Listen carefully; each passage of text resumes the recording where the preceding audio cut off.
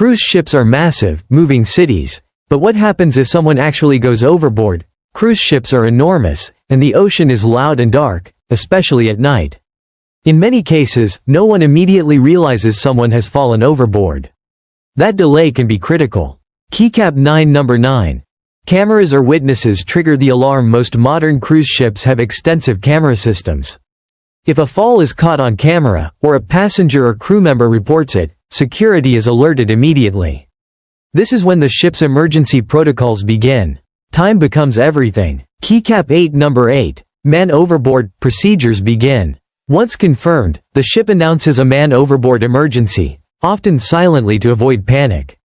The bridge is notified, engines slow or stop, and the ship's course is adjusted. Crew members are dispatched to key locations. This entire process happens faster than most passengers realize. Keycap 7 Number 7. The ship marks the exact location. The ship logs the exact GPS coordinates of where the person went overboard.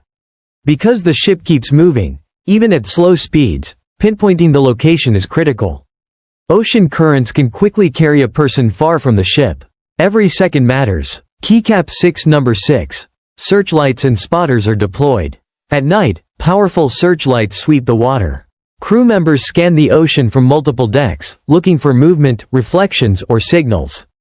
During the day, glare and waves can make spotting someone extremely difficult. Finding a person in open water is harder than most people imagine. Keycap 5 Number 5. Rescue boats may be launched. If conditions allow, fast rescue boats are lowered into the water.